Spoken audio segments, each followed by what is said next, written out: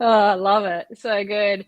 We're live. Welcome to this live with one of our Academy athletes, Christine, who I'm really excited. And I love that we've matched our bold colored Yeah, attire, pink and blue. absolutely. We're Uh-huh. on brand. But what I wanted Christine to do was just to share some of her experiences working on her nutrition over the last month. She's just finished phase 3 of the program, so she's officially an alumni. And I've got to say, you've done some pretty cool things over the program. Most recently, you were joining us for Power Hour, which is the part where I go live with everyone in our phase and we talk about triathlon nutrition, make sure your plans are sorted. And It's you the were best joining hour. us. The Power Hour is the best. Yes. And you joined us from bed, topping up your vegetable intake from the day, drinking and no alcohol beer. And I was just like, my job is done. So many things. So what is it that, like, from before the program to where you're at now, like, what are some of the biggest changes that you've made with nutrition? I mean, lots of stuff, and I'm definitely still working on it. You know, it's not like I've totally got everything figured out and perfect yet. You know, I'm pretty new to triathlon. I did my first one the end of 2021, and I hadn't done any longer distance ones before I started the program.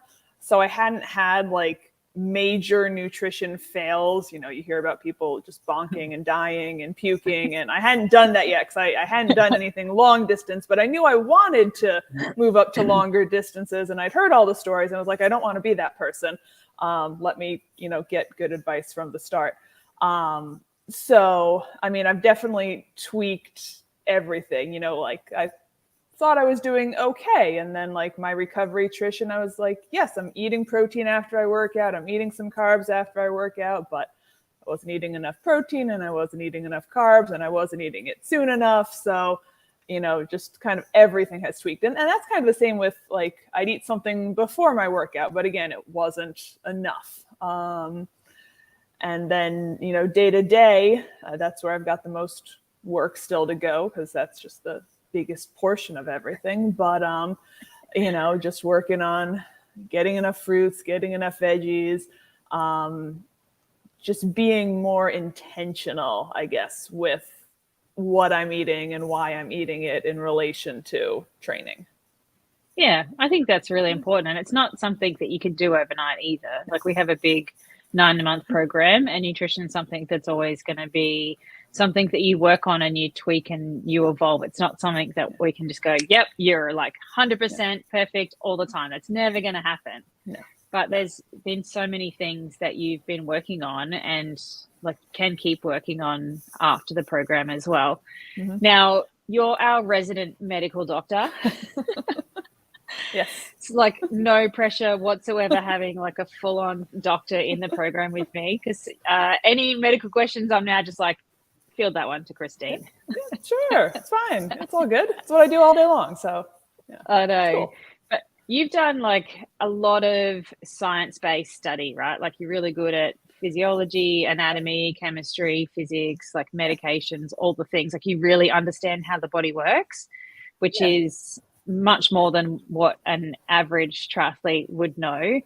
But again, like nutrition is not something you do a lot of in your medical degree. So for somebody that has your level of knowledge, it's layering in that extra piece of the puzzle to get that nutrition right, to then adapt your physiology and really adapt from your training sessions as well. So I've loved seeing that because you understand everything I talk about at a deeper level, which is really nice.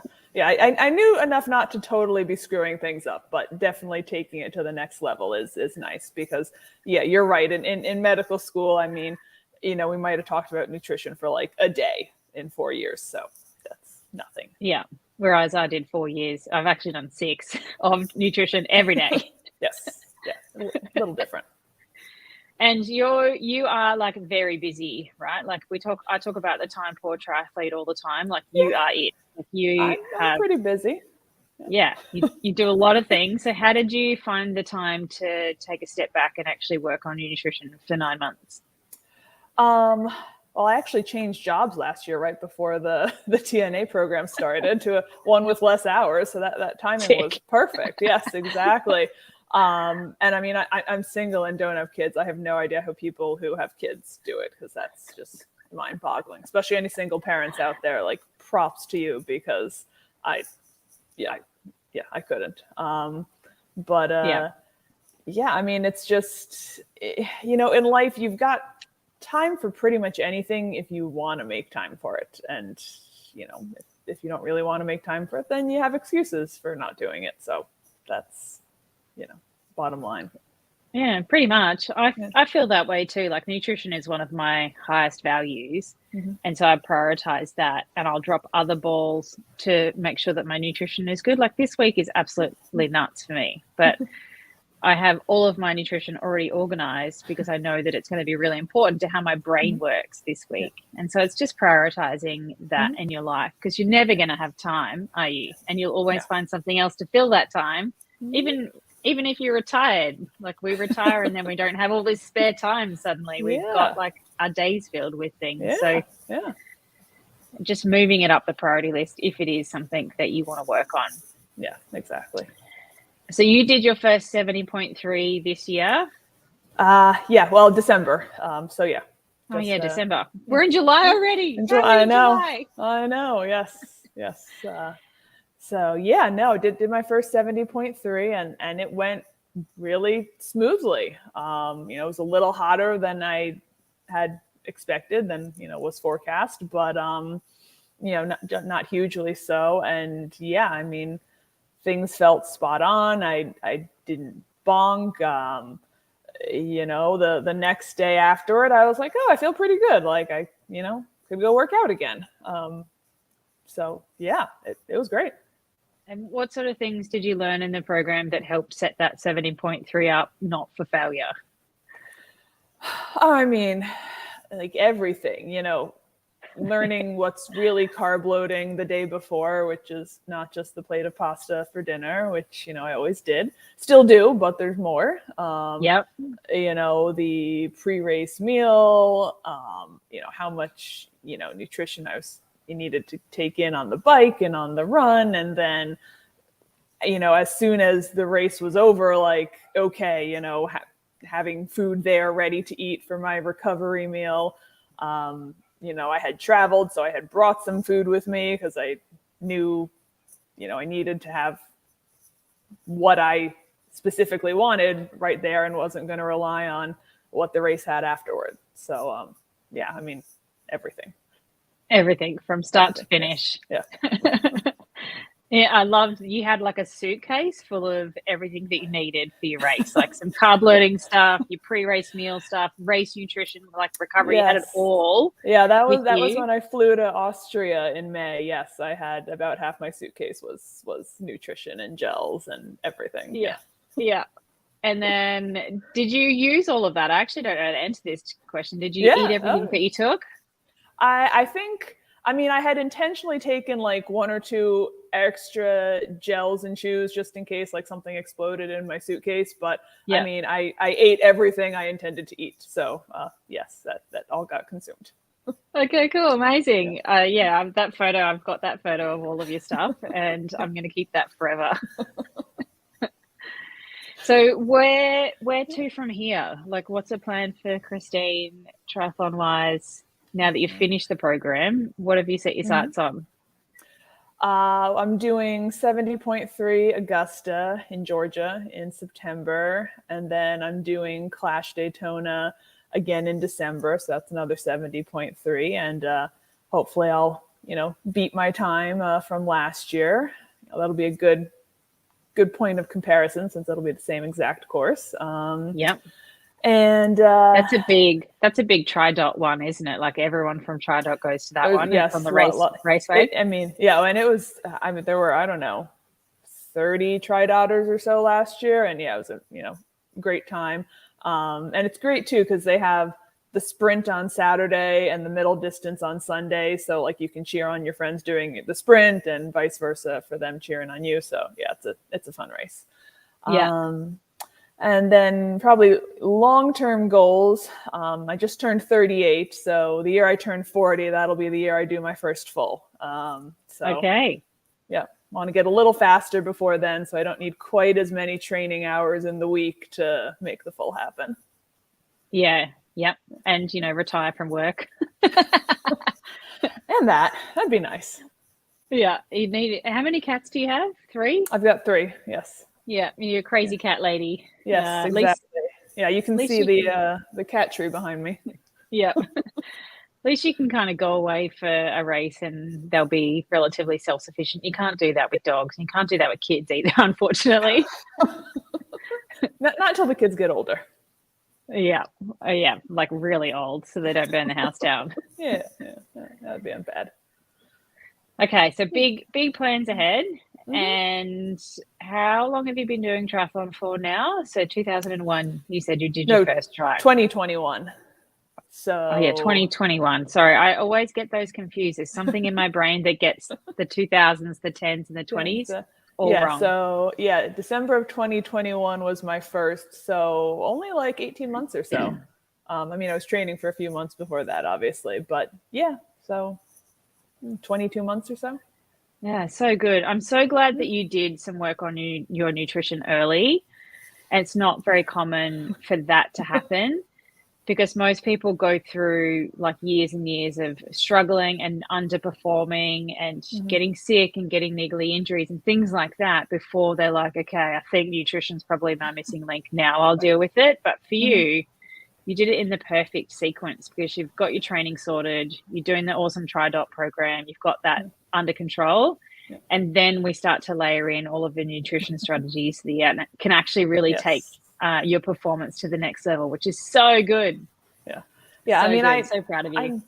I'm a big fan in general of like, if you're going to do something, like get the expert knowledge, get a coach, if you're going to take golf lessons, don't just like go out there with the clubs and hit the ball. Like it never turns out well if you just try and do it on your own and hope it works. You're better off investing a little bit of time and money at the start and not wasting years and, all that time and effort of, doing poorly.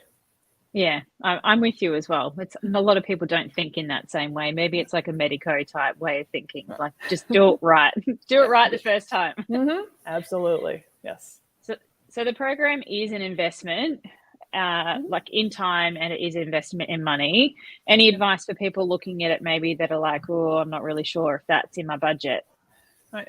It is an investment, definitely. But, if you're someone who's had, 2 or 3 of those races where you've bonked and it was horrible and like you traveled and you had the race entry fee and the hotel fee and maybe an airplane fee. I spent, I don't know how much money, $2,000 going to Austria earlier this year. Like you don't want to put all that out and then like have a horrible race. So, if you're doing that, like stop doing it. You're as direct as I am. You must be Australian in there somewhere. It's just like, stop fucking around and just do the thing. Like, what are you worrying about? Totally. Like, if cost is an issue, pay it monthly instead of like being like, oh, I can just drop, a huge amount all at once. But, it's definitely worth it in my opinion. I don't regret the money. Like at first I was like, oh, that's a lot. And then I was like, oh, I'm just going to do it and I won't regret it. And that's absolutely been the case. Okay, good. Good to hear now that you're through the program that you don't regret the program. No, not at all. Not at all. That's why I'm joining the Supercharged squad to keep up with you and everybody and, stay motivated because that always helps too. When you're part of a group of like-minded people who are all trying to work on the same thing. Get a lot more support. I love your phase. Like you guys that went through together, you've got this amazing little group of people all over the world, honestly, all over the world. And I heard yesterday from Leanne that you guys have started a secret little group without me. we've got a little Facebook chat going. She started it. But Okay. yeah, and so we're all keeping in touch, and, hopefully we'll meet up at a race. And we might have to do, I don't know that Australia's in the budget, but come on. Not next year, but someday. Maybe at least us North American people will meet up slightly closer to home. But we've got a great group that really makes it. Yeah, so good. Like we've got the Americans trying Vegemite and things like that. Like that's the kind of camaraderie that is part of that group. I tried it. I visited Australia I don't want to say how long ago now, right after my first year of med school. And, I tried Vegemite then, and I'm good on that. Okay. Tick, done. Never again. Done. Yeah. So Christine's talking about our payment plans too, just to go back to that a little bit. There is 3 different pricing options on the Academy page to make it more accessible for people. So there's an upfront price, or you can choose to pay it off over either 6 months or pay it off over 12 months to make it as accessible as possible to people. So don't feel like you've just got to go all in deep end. There is options if you're freaking out a little bit. Are we going to get you on Instagram? Is my other non-serious question. Probably not in the near future. There's only so much time in the day, and I waste more time than I should on Facebook. So I feel like I don't need another, time wasting social media website and Instagram.